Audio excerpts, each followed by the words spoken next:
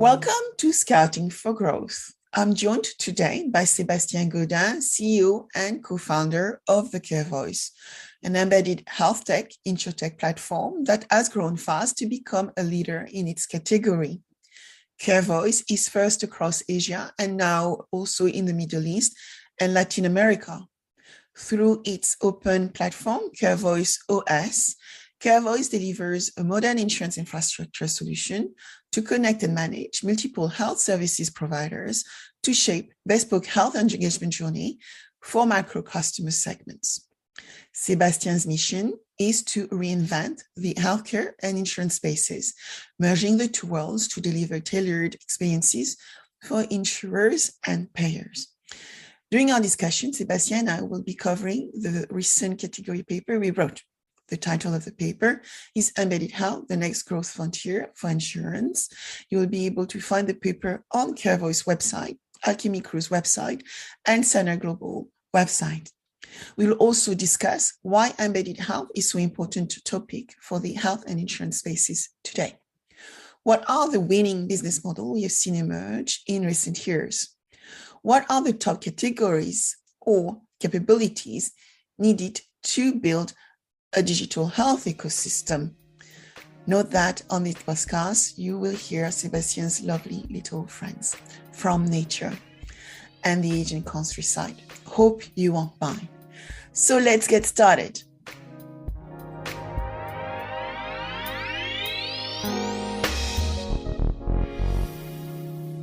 So Sebastien, thank you so much for being with me today. So first, it would be great if you could give us a little bit of background about who you are, what got you into health tech, InsurTech, and where do you see our world going moving forward? Hi, Sabine. It's true. I studied more from the incumbent world. I think my first 12 years were in the top leading global pharma company, and with a doctor in pharmacy as academic background and graduated from a leading business school. It was very promising back in 2002 to move in that sector for advancing healthcare, also to adopt more global mindset and experience across a number of markets like US, Europe, and Asia. My early experience in tech was back actually in the year 2000, in the beginning of internet. I launched a website. It was a student-led initiative for the recruitment of medical professionals in France, my home country. Then later on in the pharma, I did launch a number of drugs in cardiology. I also helped doctors and patients with diabetes to improve their stickiness and the effect of their drugs. So through that, I drove a number of digital-based marketing or educational initiatives. But actually really coming in China 10 years ago was really an acceleration. Back in 2013, we created between that pharma company and a local company, a JV, to launch one of the very first diabetes management platform. And back then, digital health was very, very nascent, right? So being in China, a land of opportunities with also many challenges, healthcare transformation, privatization of healthcare, very fast-paced market. So that's how I started CareVoice in Shanghai, with back then the vision of creating a global leading digital health company. And later on, with our pivot more in the InsurTech space. And so you already mentioned that you moved from the incumbent world to the HealthTech InsurTech world. What are the key criteria or what really excites you within the tech world, the new world of technology and business? I think it's just like you realize that the change in the traditional world, right? When you are in the pharma, the ability to impact ultimately the patients who have a very key role in improving his health, because he needs to understand his disease, he needs to understand his treatment, he needs to take a proactive step, and the stakeholders around him have to make it happen. This is difficult if you have many layers before being able to have an impact on the final beneficiary of improving itself. So through technologies, you're okay.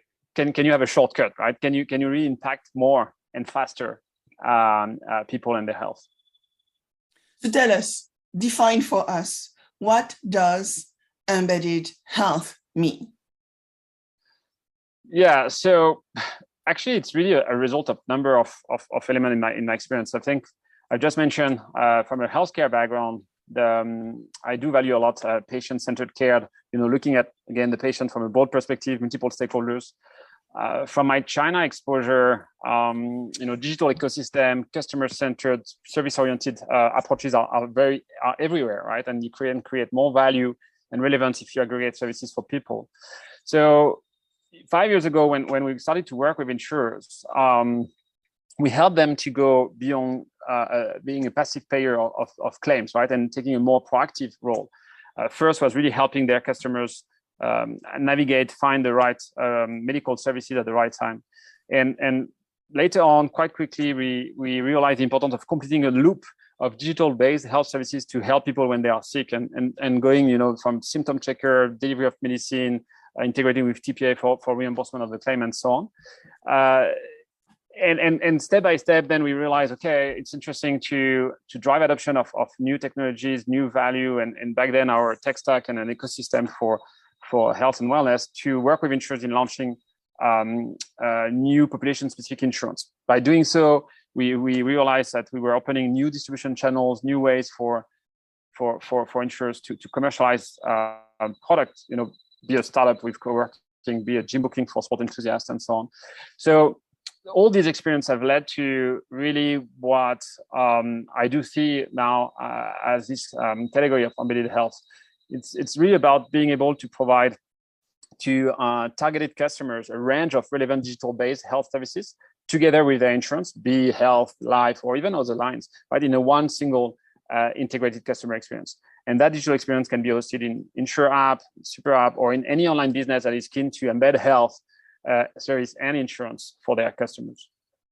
So you already mentioned that to deliver embedded health, you need embedded health services. Can you tell us a little bit more as to how do you think the customer journey is being reinvented with digitized capability, and how you believe that large companies, which I think many of them are some of your clients, can reinvent the way they interact and engage with existing and new customer segments? Yeah, I think if we look at a typical customer journey, right? Most of the time, people they don't necessarily know what they have. If they have a health issue, they're gonna go to their maybe usual GP or someone recommending a peer professional for them, and then they start to have a kind of potentially lengthy, complicated journey for healthcare, or it can be very straightforward, figure out what they have and get access to treatment. But usually you have multiple layers, and it's not so transparent for individuals to access this healthcare. Right? So if you start to think about bringing that experience into a digital customer journey, you can really support people along the way, right? Earlier on, to figure out, maybe have early signals of issues that they may have, and they have an easier way to maybe raise a flag or say something that doesn't work that well.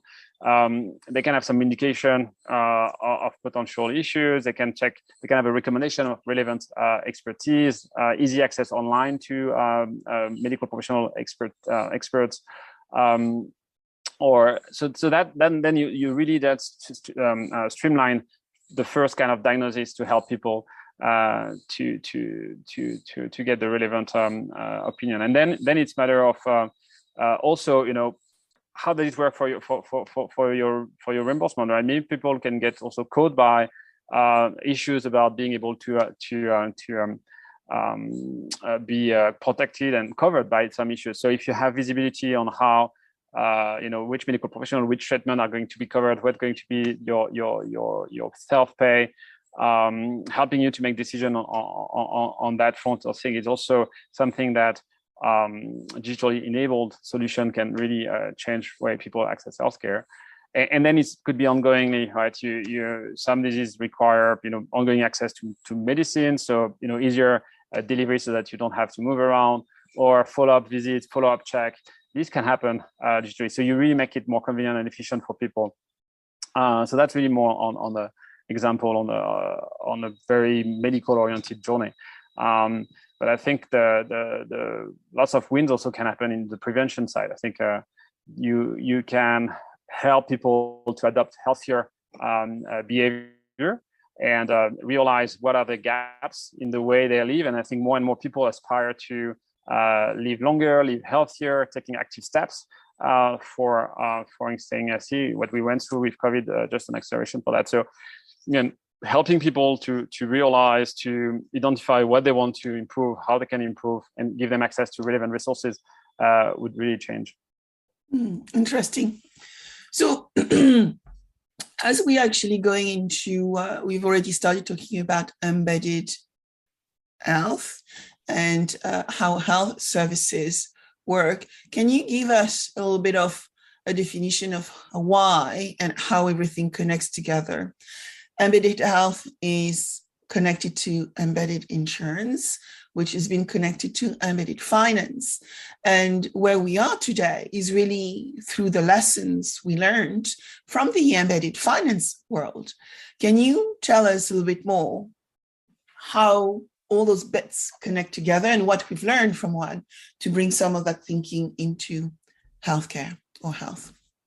Yeah, I think it's interesting to make a parallel with embedded finance, looking at a more mature and relatively adjacent sector, right? So, embedded finance have been quite booming in the past 5+ years, and integrating as part of non-bank, non-financial service players, traditional services that used to be offered traditionally by those incumbents, right? Whatever loan, credit assessment, payments. And then if you look at embedded insurance, which is a subset, also developing very fast. And here is really about integrating as part of a product or service offering an insurance component, right? Let's say I buy a flight ticket and I get an insurance for the delay of that flight. Or I rent my apartment and I get a whole set of services and insurance that's going to help me in case, or even to prevent any trouble that may have at home, right? So now looking at embedded health, I think there are many three scenarios, and having in the back this embedded finance and insurance that are interesting to mention. First is about insurance, right? Insurers really making the move to embed health services with their insurance offering, and then prevent or influence positively what may happen before a claim. Then you may think also about health players, right, who can embed insurance and likely complementary health services to bring more value to their customers, bring a protection for their customers, but also all at once with a monetization interesting model for what they offer as service. And last but not least is non-insurance, non-health players who can also think about embedding health services and insurance as complementary product offering and revenues. I think health now is prevalent. People have such needs, and many players are relevant to step in that space.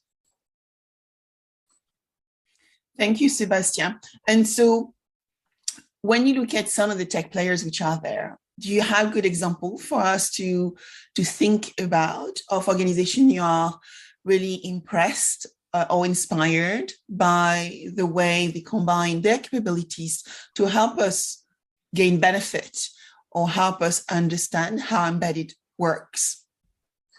Yeah, I think again, it's still an early category. I would say we've been seeing for the past 3-5 years number of players emerging, and indeed there are now interesting ones, and I can mention two. But again, there are multiple examples, especially in the recent category paper we issued. But I would say Alan is very interesting. Why Alan? First, it's a French company, like my nationality. Joking, but more seriously. I think it's a great example of a digital native insurer for health insurance. And they've been very early on embracing complementary digital-based health services with their insurance portfolio, medical network navigation, telemedicine, mental health. And this is not only a marketing thing, right, or to differentiate themselves. Because if you look at many of the digital insurer players, have been caught by high cost of acquisition, but also high loss ratio. The more they grow, the more they burn. So but quite interesting to see Alan early on taking an active step on prevention and guiding their policyholders to more cost-effective solution. And that already, I think, reflects in financials and recent very large financing round. So that's one. And if you go, towards more the US, interesting to pick up also that market where that have a very special situation with self-insured employers. And actually many players are in this space. And collective health is one of them. And why this one? I think also, again, early on, they adopt more a concierge approach, right? Curating valuable health technologies, health services that could really make a difference for the employers and their staff in terms of health value. So I think these are both players in the health insurance space. I think we'll see more and more tech players in the life space adopting embedded health. I think it's a bit similar to what we've seen in the incumbent world, right? More health insurers started to embed health services with what they were doing. And now I think also more and more life are making the move.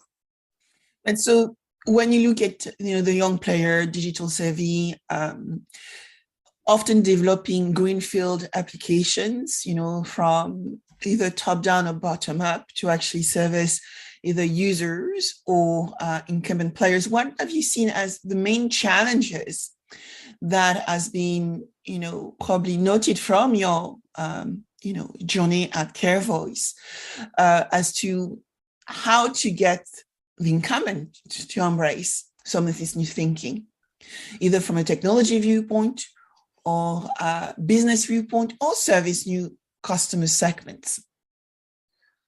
Yeah, I think the opportunities that have been opening up, right, with this wealth of digital health boom, right, the number of technologies that can impact people's health. That's true that the digital native players that I've just mentioned were most suited to embrace this, right, the ability to then combine valuable health services and insurance. And most of the incumbents have been struggling because of just the lack of digital capabilities, right, and the challenge of integrating an ecosystem, because you need to look at different components to be able really to make a difference for people's health, right? It's not just about it's not about just your insurance offering. Is you have to open up to a total new world around health space, and if you have to deal with many third-party technologies, it's a true challenge just from a partnership perspective, but and then ultimately from a tech integration standpoint. So I think few example, and I can pick up two which could be interesting because they are like very, very distinct. One would be more an incumbent going full speed on build, right, on building their own and their own ecosystem, and this is Ping An Good Doctor, and I think most of people would agree that there is only one Ping An in the world in terms of insurance players. And Ping An Good Doctor, it's why this one. It's also a first mover. 2016 they raised a massive $500 million US Series A. Today they have 400 million users, 50,000 doctors. They started as this telemedicine offering and become gradually really a complete health ecosystem with both online and offline resources. Again, more closed ecosystem, which is owned by Ping An.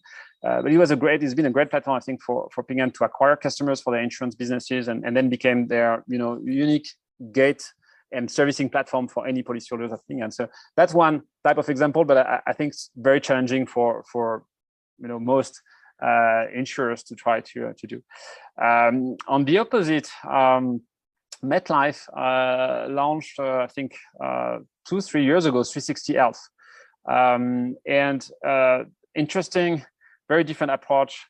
We learned more about them because we recently been working more closely on some projects in Middle East with them after they launched successfully in 4 Asian markets, this 360 Health, and the team here had, I think, for sure not the same, not the 500 million funding of Ping An, so more limited investment, and so their approach was more partner rather than build. And really the key criteria on creating their offering was speed, how to go fast to market, flexibility, how to adapt, learn, and grow what they do in a relevant manner, consumer centricity, of course. What has been interesting to see is that how much they've been enabling each local market, and again they launched in 4 already, to have their own unique go-to market and their defining their set of health and well-being offering that was relevant for the targeted customer they wanted to go for.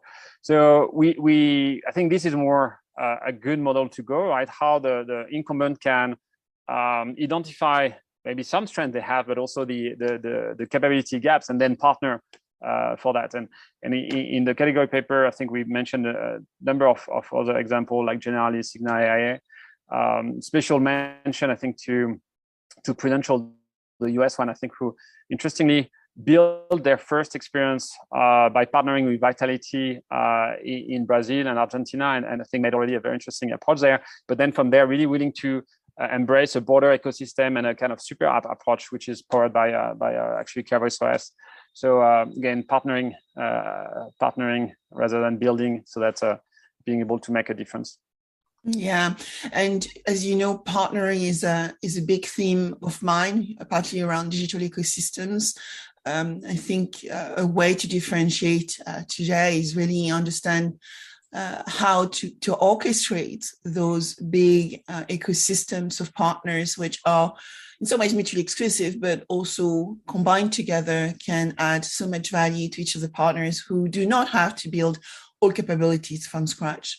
Now, so from some of the commentary you have made around collaboration with insurance companies or incumbents or established players, often what I see in my conversations with them is, a lot of them have been built through merger and acquisitions.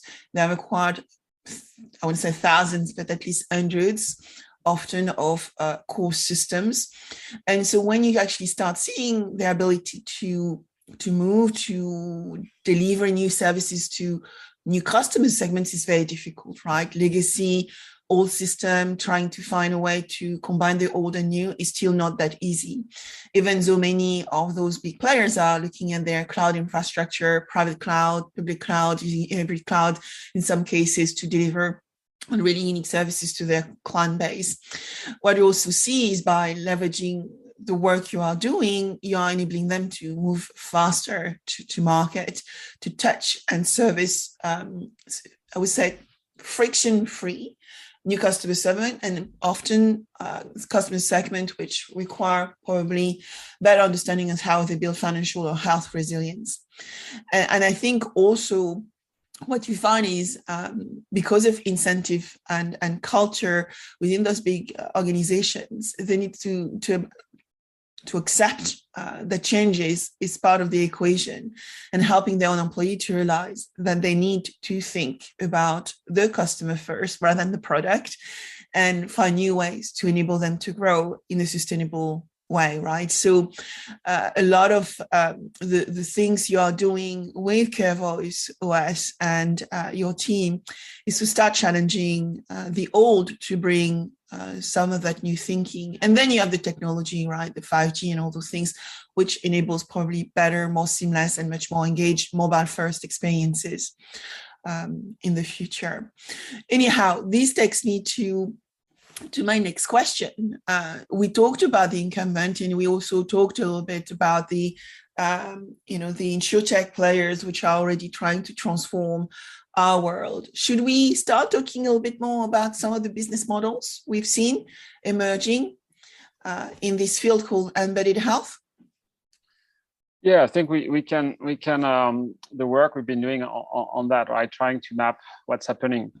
I think we picked up four main business model. One around sales and distribution platform. I think definitely looking at how the embedded health can really change the way to acquire customers. These have been seen in others. Embedded finance, embedded insurance. We mentioned and some already quite significant player there. We just mentioned Ping and Health, actually, Ping and Good Doctor. Quite interesting to see how this has been used as ultimately a sales and distribution platform, right? A way to acquire customers for Ping and for their insurance line. I think in that space, we can see also the micro insurance in the health space could be also interesting, because you start to see a number of players embedding a micro insurance and then new customers getting to access to insurance that they were not used to access before. So that's one category of players. and a model where, of course, the monetization come into the conversion, right? Ultimately, into people buying, in this case, insurance. Then you have the pure digital health players, and that's we mentioned, earlier on, Alan. There are a number of players. We really and usually they moved into being either MGA or full stack, digital licensed insurer. They can also adopt a kind of super app approach and willing to embrace a wide range of services for being, health first to help their customers. In Asia, we've seen the Prudential Asia team working with Pulse as a really dedicated mobile first health set of services, and I think to try to be positioned as a pure health players beyond even insurance. Alan, we mentioned recently, was also taking some stance around becoming more a health super app that just beyond an insurance player. So really looking at players who wants to take a significant share of how people can access to health tomorrow. And then I think it's more towards enablers or players that come. You have first the health as a service enablers. These are a category that may rely on an operating system, really a layer that can be a complementary layer to potential core system of insurers or of any players, so that you bring the necessary infrastructure, the necessary services that can really through a microservice create any type of service offering that is needed for different customers. These have been quite popular, and also again in the finance sector, Railbank or FinTech OS. In our space, we've seen, I think in the US there is Surify in life, or of course CareVoice in the insurance space. So we see definitely that's a type of model. So then you really here to provide a service and enable this service for other players. And finally, the ecosystem orchestrator. I think this is more how you pool different parties and you enhance the value that is delivered to customers by mutualizing or sharing data and services across those parties. That's also an interesting area where we've been seeing those first embedded insurance players like Boltec, Wakan, and again in the health space, I think Vitality was one of the early players starting to aggregate or pool number of data from different other services into the Vitality score, and of course what we do at CareVoice is very much into that space too. Yes, we identified 4 business models, and that is what we have seen emerge right now. And we are not saying this will be the only business models. These are the one we have noticed, and maybe new ones will emerge. But what I think we are saying is some of those companies also have decided to focus their core competency and capabilities in a very specific area, or the value chain, or the tech stack.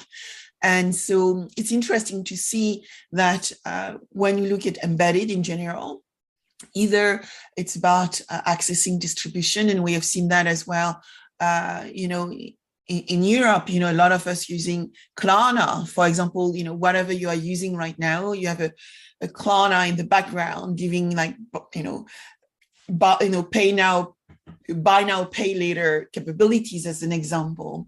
And it's interesting to see that the same thinking can actually emerge in other subsegment or sectors, right? We've talked about pure digital players, for a very long time, the one who are building customer engagement and customer journey from the outset to actually drive that friction-free engagement through the mobile application. And so it's always interesting to see how in insurance, those companies have emerged many years ago, but now are refining their proposition to become, as you say, super app for the customer. I think it's also important to remember that a lot of that thinking comes potentially from the ride-hailing platforms we've seen out there, and even lesson learned from the like of WeChat or Prudential. For the health as a service,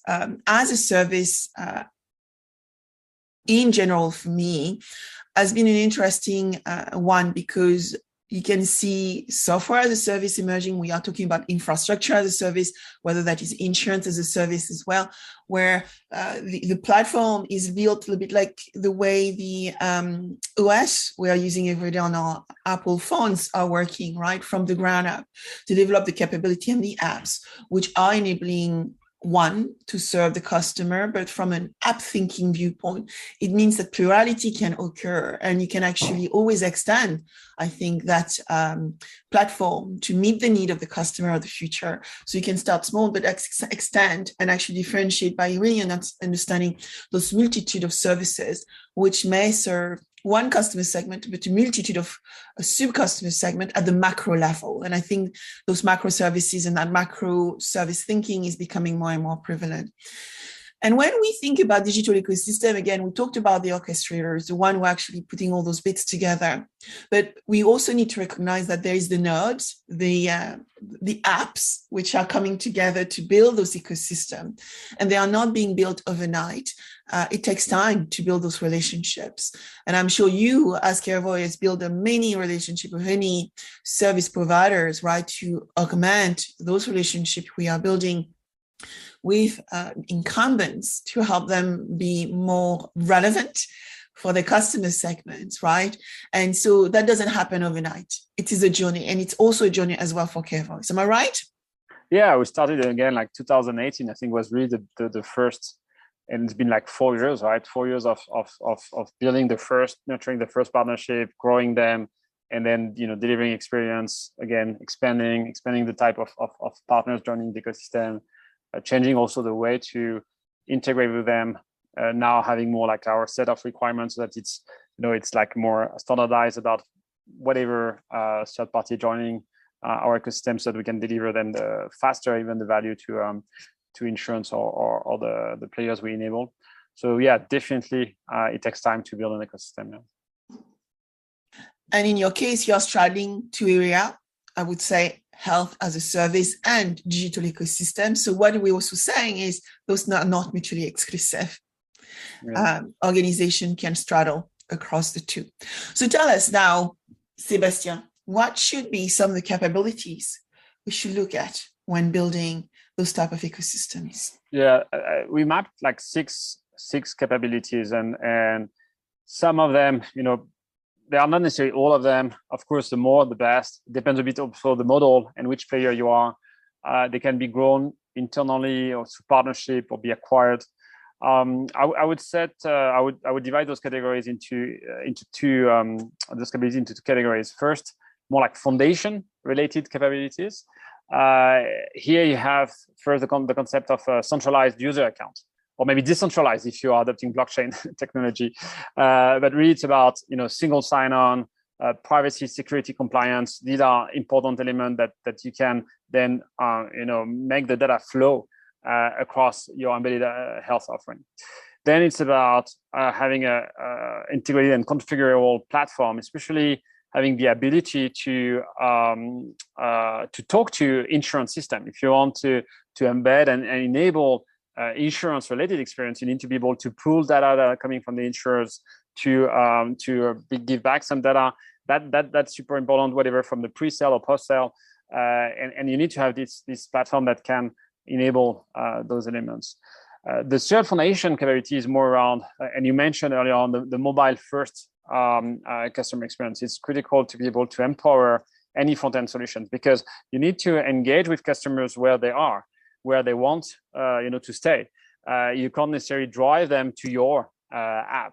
If you are relevant, trustable enough, maybe as an insurer, they're gonna come to your app, but maybe you'll have to to bring that experience into your channel partner for specific population that you're going to service. So really being able to empower any front end, having the necessary set of APIs, SDK that power that. So that's more the foundation related capabilities.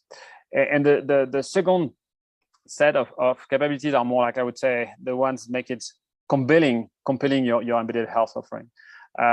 It's first the ability to orchestrate a health and wellness ecosystem, and that ecosystem should be gradually broad enough. I think you say it takes time indeed to scout, to partner, to nurture the relevant players that could be here to complete a healthcare journey, to be able to bring value to different population and of course proven value.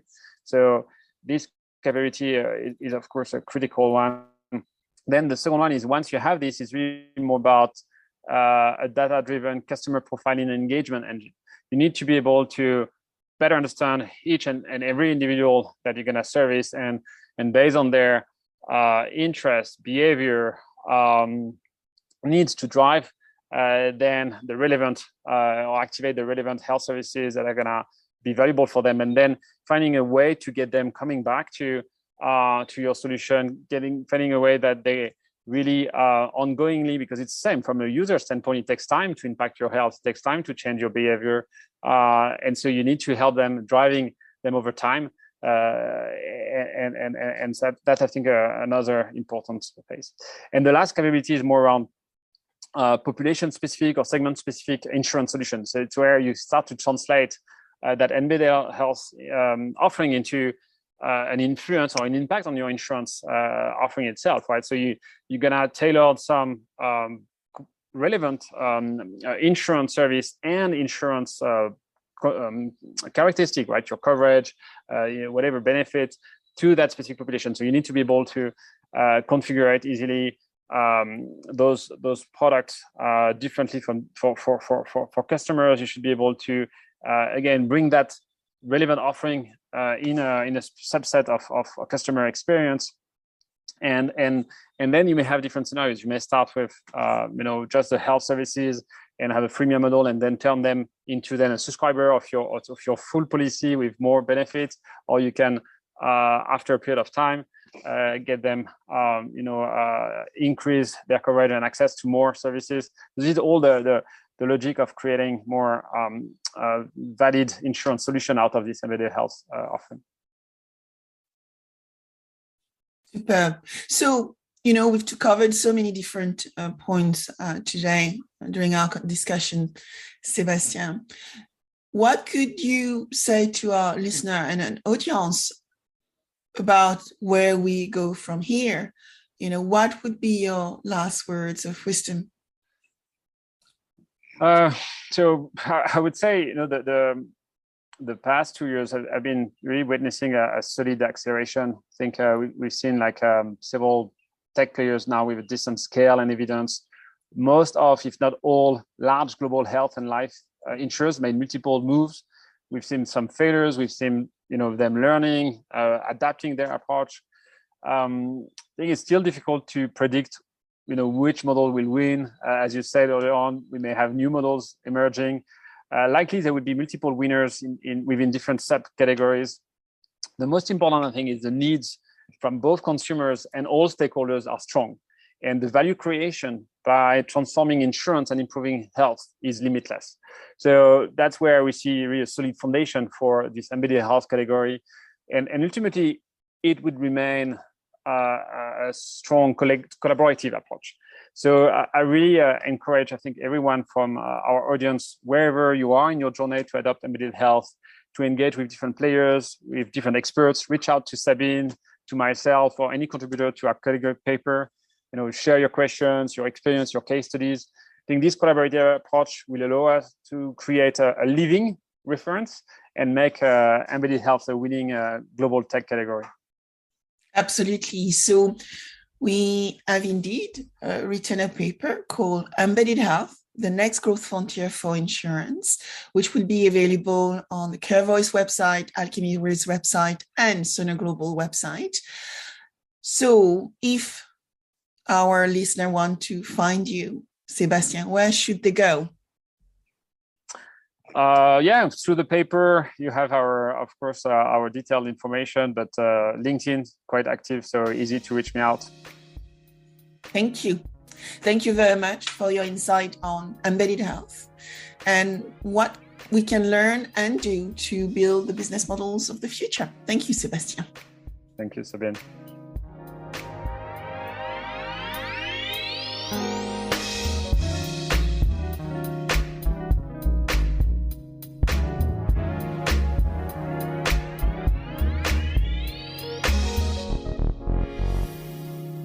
If you like this podcast, subscribe now, share with your friends, and if you enjoyed it, please give it a 5-star review.